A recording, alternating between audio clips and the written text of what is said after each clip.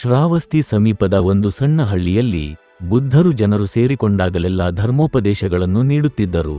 ಅವರ ಉಪದೇಶಗಳನ್ನು ಕೇಳಲು ದೂರದೂರಿನಿಂದ ಜನರು ಬರುತ್ತಿದ್ದರು. ಕೆಲವರು ದೀರ್ಘ ದೂರಗಳನ್ನು ನಡೆದುಕೊಂಡೇ ಬರುತ್ತಿದ್ದರು. ಅವರಲ್ಲಿ ಒಬ್ಬ ವ್ಯಕ್ತಿ 1 ತಿಂಗಳ ಕಾಲ ಪ್ರತಿದಿನವೂ ಬಂದು ಬುದ್ಧರು ಹೇಳಿದ ಪ್ರತಿಯೊಂದು ಮಾತನ್ನು ಗಮನದಿಂದ ಕೇಳುತ್ತಿದ್ದ. ಅವನು ಬಹಳ ಶ್ರದ್ಧೆಯಿಂದಿದ್ದು ಉಪದೇಶಗಳನ್ನು ಮನಸ್ಸಿನಲ್ಲಿ ನೆನಪಿಟ್ಟುಕೊಳ್ಳಲು ಪ್ರಯತ್ನಿಸುತ್ತಿದ್ದ. ಆದರೆ ಇಷ್ಟೆಲ್ಲ ಶ್ರಮ ಇದ್ದರೂ ಅವನೊಳಗೆ ದಿನೇ ದಿನೇ ಅಸಮಾಧಾನ ಹೆಚ್ಚುತ್ತಿತ್ತು. ಒಂದು ದಿನ ಉಪದೇಶ ಮುಗಿದು ಎಲ್ಲರೂ ಹೋದ ನಂತರ ಅವನು ಬುದ್ಧರನ್ನು ಭೇಟಿಯಾಗಲು ಉಳಿದ. ಗುರುಗಳೇ ಎಂದು ಅವನು ಹೇಳಿದರು, 1 ತಿಂಗಳಿನಿಂದ ನಾನು ನಿಮ್ಮ ಉಪದೇಶಗಳನ್ನು ಅತ್ಯಂತ ಗಮನದಿಂದ ಕೇಳುತ್ತಿದ್ದೇನೆ. ನೀವು ಹೇಳಿದ ಎಲ್ಲವನ್ನೂ ನನಗೆ ನೆನಪಿದೆ. ಆದರೂ ನನ್ನ ಜೀವನದಲ್ಲಿ ಯಾವುದೇ ಬದಲಾವಣೆ ಆಗುತ್ತಿರುವಂತೆ ನನಗೆ ಅನಿಸುತ್ತಿಲ್ಲ. ಏನೋ ಒಂದನ್ನು ನಾನು ಕಳೆದುಕೊಂಡಿರುವಂತೆ ಭಾಸವಾಗುತ್ತಿದೆ. ಅದು ಏನು ಎಂದು ತಿಳಿಯುತ್ತಿಲ್ಲ. ಬುದ್ಧರು ಸಹನೆಯಿಂದ ಆತನ ಮಾತುಗಳನ್ನು ಕೇಳಿದರು. ನೀನು ಎಲ್ಲಿ ವಾಸಿಸುತ್ತಿರುವೆಯಾ ಎಂದು ಅವನು ಉತ್ತರಿಸಿದ. ನಾನು ಶ್ರಾವಸ್ತಿ ಎಂಬ ಹತ್ತಿರದ ಹಳ್ಳಿಯಲ್ಲಿ ವಾಸಿಸುತ್ತೇನೆ.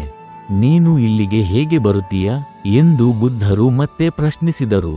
ಕೆಲವೊಮ್ಮೆ ನಡೆದುಕೊಂಡು ಬರುತ್ತೇನೆ, ಕೆಲವೊಮ್ಮೆ ಕುದುರೆ, ಗಾಡಿ ಅಥವಾ ಎತ್ತಿನ ಗಾಡಿಯಲ್ಲಿ ಬರುತ್ತೇನೆ ಎಂದು ಅವನು ಉತ್ತರಿಸಿದ. ಬುದ್ಧರು ತಲೆಯಾಡಿಸಿ ಮತ್ತೊಂದು ಪ್ರಶ್ನೆ ಕೇಳಿದರು. ನೀನು ಇಲ್ಲಿ ಕುಳಿತೇ ಇದ್ದರೆ ನಿನ್ನ ಮನೆಗೆ ತಲುಪಬಹುದೇ? ಆ ಪ್ರಶ್ನೆಯಿಂದ ಅವನು ಆಶ್ಚರ್ಯಗೊಂಡ. ಅದು ಹೇಗೆ ಸಾಧ್ಯ ಗುರುಗಳೇ? ಇಲ್ಲಿ ಕುಳಿತೇ ನನ್ನ ಮನೆಗೆ ತಲುಪಲು ಸಾಧ್ಯವಿಲ್ಲ. ನಾನು ನಡೆದುಕೊಳ್ಳಬೇಕು ಅಥವಾ ಗಾಡಿ, ಕುದುರೆ ಮುಂತಾದ ಸಾರಿಗೆಯನ್ನು ಬಳಸಬೇಕು. ಬುದ್ಧರು ಮೃದುವಾಗಿ ನಗುತ್ತಾ ಹೇಳಿದರು, ಅದೇ ಸತ್ಯ. ಗಮ್ಯಸ್ಥಾನ ತಲುಪಲು ಚಲನೆ ಅಗತ್ಯ. ನೀನು ಯಾವುದೇ ಕ್ರಮ ಕೈಗೊಳ್ಳದೆ ಮನೆಗೆ ತಲುಪಲಾಗದಂತೆ ಕೇವಲ ಉಪದೇಶಗಳನ್ನು ಕೇಳುವುದರಿಂದಲೇ ಜೀವನದಲ್ಲಿ ಬದಲಾವಣೆ ತರಲು ಸಾಧ್ಯವಿಲ್ಲ. ಪ್ರಗತಿಯನ್ನು ಕಾಣಬೇಕಾದರೆ ನೀನು ಮಾರ್ಗದಲ್ಲಿ ನಡೆಯಬೇಕು ಮತ್ತು ಕಲಿತದ್ದನ್ನು ಅಭ್ಯಾಸ ಮಾಡಬೇಕು. ಆ ಮಾತುಗಳಿಂದ ಆ ವ್ಯಕ್ತಿಯ ಮನಸ್ಸಿನಲ್ಲಿ ಹೊಸ ಸ್ಪಷ್ಟತೆ ಮೂಡಿತು. ಬುದ್ಧರು ಮುಂದುವರೆದು ಹೇಳಿದರು, ಈ ಉಪದೇಶಗಳು ಕೇವಲ ಕೇಳುವುದರಿಂದಲೇ ಜೀವನದಲ್ಲಿ ಫಲ ನೀಡುವುದಿಲ್ಲ. ಅವನ್ನು ಅನುಸರಿಸಬೇಕು, ಜೀವನದಲ್ಲಿ ಅಳವಡಿಸಬೇಕು. ಮಾರ್ಗವನ್ನು ಅನುಸರಿಸಿ ನಿರಂತರವಾಗಿ ಅಭ್ಯಾಸ ಮಾಡಬೇಕು. ಆಗಲೇ ನೀನು ಬಯಸುವ ಸಕಾರಾತ್ಮಕ ಬದಲಾವಣೆಯನ್ನು ಕಾಣುವೆ. ಮಿತ್ರರೇ, ಈ ಕಥೆಯ ನೀತಿಯನ್ನು ಹೀಗೆ ಹೇಳಬಹುದು. ಕಾರ್ಯ ಕೈಗೊಳ್ಳದೆ ನೀವು ನಿಮ್ಮ ಗಮ್ಯಸ್ಥಾನವನ್ನು ತಲುಪಲು ಸಾಧ್ಯವಿಲ್ಲ. ಸಲಹೆಗಳನ್ನು ಕೇಳುವುದು, ಜ್ಞಾನವನ್ನು ಗಳಿಸುವುದು, ಸರಿಯಾದ ಮಾರ್ಗವನ್ನು ಅರಿಯುವುದು ಎಲ್ಲವೂ ಅಗತ್ಯವೇ. ಆದರೆ ಅವು ಮಾತ್ರ ಸಾಕಾಗುವುದಿಲ್ಲ. ಕೇವಲ ಕುಳಿತೇ ಪ್ರಯಾಣವನ್ನು ಕಲ್ಪಿಸಿಕೊಂಡು ಗಮ್ಯಸ್ಥಾನ ತಲುಪಲಾಗದಂತೆ ಕೇವಲ ಯೋಚಿಸುವುದರಿಂದ ಅಥವಾ ಬದಲಾವಣೆ ತಾನಾಗಿಯೇ ಆಗುತ್ತದೆ ಎಂದು ಕಾಯುವುದರಿಂದ ಗುರಿ ಸಾಧಿಸಲು ಸಾಧ್ಯವಿಲ್ಲ. ಪ್ರಗತಿ ಶ್ರಮದಿಂದ, ಚಲನದಿಂದ ಮತ್ತು ನಿರಂತರ ಕ್ರಿಯೆಯಿಂದ ಬರುತ್ತದೆ.